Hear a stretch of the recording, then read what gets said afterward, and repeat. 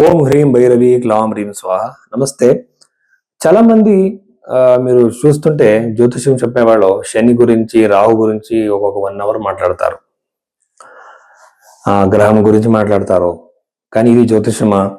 జ్యోతిషం గురించి 1 అవర్ మాట్లాడడం కాదు, మన లైఫ్ లో జరిగిన విషయాలు చెప్పాలి కదా. ఇప్పుడు మీరు ఒక జాతకం ఇస్తారనుకోండి ఒక జ్యోతిష్యుడికి.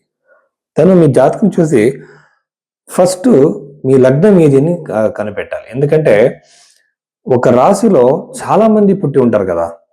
ఇప్పుడు న్యూమరాలజీ చెప్తూ ఉంటారు కదా, న్యూమరాలజీ ఎందుకు అక్యురేట్ కాదు, నిజం కాదు అంటే, ఒకే డేట్ లో చాలా మంది పుట్టి ఉంటారు, ఒకే రాశిలో చాలా మంది పుట్టి ఉంటారు. మీ ఇండివిజువాలిటీ ఎక్కడ ఉందంటే మీ లగ్నంలో. ఆ లగ్నం కనిపెట్టాలంటే పాస్ట్ లో నడిచిన కొన్ని సంఘటనలు చెప్పి మీలో మీ లగ్నం ఏదిని కనిపెట్టి పాస్ట్ లో సంఘటనలు అంటే ఒక దశా పీరియడ్ నడిచేటప్పుడు చాలా పాసిబిలిటీస్ ఉంటాయి, ఇండికేషన్స్.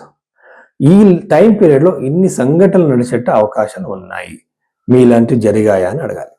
అలాగే జాతకం జతలోనే అరచేయి రేఖలు లైన్స్ అన్ని కంపేర్ చేయాలి. ఇవంటే వెస్టర్న్ పామిస్ట్ లాగా హెడ్ లైన్ ఫేట్ లైన్ అలా కాదు. ఇండియన్ పామిస్ట్రే వేరే రకంగా ఉంది, చైనీస్ పామిస్ట్రేనే ఒకలాగా ఉంది.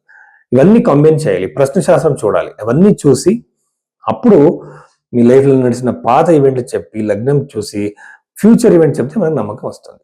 ఇది ఫస్ట్ విషయం. రెండోది వచ్చేసి మనం పరిష్కారాలు చెప్పేటప్పుడు పెద్ద పెద్ద పూజలు, హోమాలు, కాస్ట్లీ జెమ్ స్టోన్స్, కరంగులి మాల, తర్వాత రుద్రాక్షలు చెప్పడం కదా. ఇవన్నీ జ్యోతిష్యంలో లేవు. జ్యోతిష్యంలో ఎన్నో విషయాలు లేవు.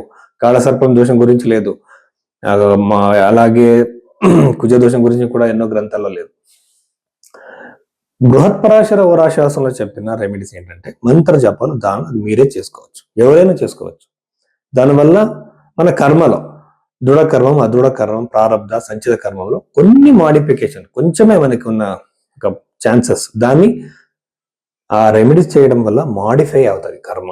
అప్పుడు సంఘటనలు చేంజ్ కావచ్చు. అది ఒకటే ఈ పరిష్కారాలకు ఉన్న అర్థం.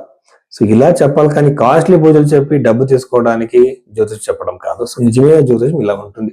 ఇలా మీ జాతకం చూడాలంటే టైం పడుతుంది, ఓపిక మీకు ఉండాలి. అలా చూపించడానికి మీరు భైరవి ఆస్ట్రోలో అన్ని మీరు కన్సల్ట్ చేయొచ్చు. జాతకంని టైం తీసుకొని చూసి మీ దగ్గర నేను మాట్లాడతాను. కన్యా రాశి 2026 ఏప్రిల్ నెలలో ఈ కన్యా రాశిలో పుట్టిన వాళ్ళకి పాజిటివ్ నెగిటివ్ ఏం విషయాలు ఉన్నాయి దాని గురించి చూద్దాం. సో ఫస్ట్ వచ్చేసి కన్యా రాశి వాళ్ళు పుట్టిన వాళ్ళకి యూజువల్ గానే సైకలాజికల్ గా చాలా బిజినెస్ మైండెడ్ గా ఉంటారు. డబ్బులు ఖర్చు చేయడం విషయంలో కావచ్చు, అన్నిట్లో కూడా చాలా క్యాలిక్యులేటెడ్ గా ఉంటారు. అలాంటి బిజినెస్ మీరు చేస్తుంటే దాంట్లో ఖచ్చితమైన సక్సెస్ ఉంది. శుభగ్రహమైన గురుగ్రహం వచ్చేసి దశమ భావంలో ఉండడం చాలా శుభము. అలాగే మీ నటలి జాతకం అంటే మీ పర్సనల్ జాతకంలో కూడా అలాంటి కాంబినేషన్ ఉండడం అయితే ఖచ్చితంగా కెరియర్ లో చాలా ప్రోగ్రెస్ ఉంటుంది.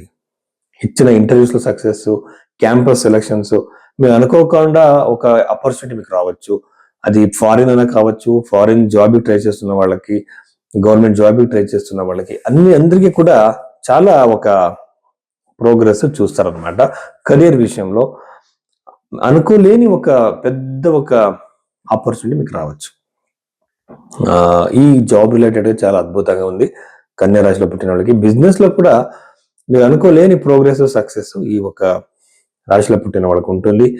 సప్తమ భావంలో ఉన్న గ్రహాలు, శని గ్రహం, సూర్యుడు చూస్తుంటే మ్యారిటల్ లైఫ్ లో ఇష్యూస్, ఏదైనా చిన్న చిన్న గొడవలు, కానీ మ్యారేజ్కి సంబంధించిన మీరు వెతుకుతుంటే దీంట్లో సో మ్యాట్రిమోనీలో వెతికాను, అందరికీ చెప్పానంటే అక్కడ కూడా పెళ్లి డిలే అయ్యే అవకాశాలు చాలా ఎక్కువగా ఉంటుందన్నమాట.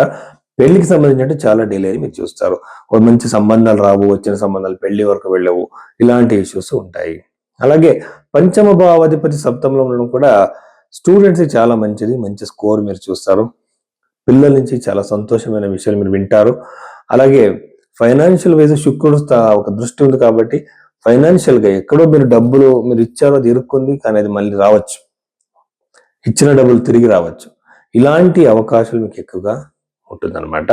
నవమాధిపతి ద్వితీయం చూడడం ఒక ధనయోగం లాగా, డబ్బులు మీకు అన్ఎక్స్పెక్టెడ్ గా రావచ్చు, ఇచ్చిన డబ్బులు రావచ్చు, కోర్టు ఇన్సూరెన్స్ డబ్బులు, ఇరుక్కున్న డబ్బులు ఇక్కడ రావచ్చు. ఫైనాన్షియల్ ప్రోగ్రెస్ ఉంటుంది. ఇది ఇంకొక విషయం ఏంటంటే అప్పుల నుంచి మీరు బయటపడేట అవకాశాలు ఎక్కువగా క్రియేట్ అవుతాయి ఒక కన్యా రాశిలో పుట్టిన వాళ్ళకి. ఇన్ని విషయాలు కన్యా రాశిలో పుట్టిన వాళ్ళకి.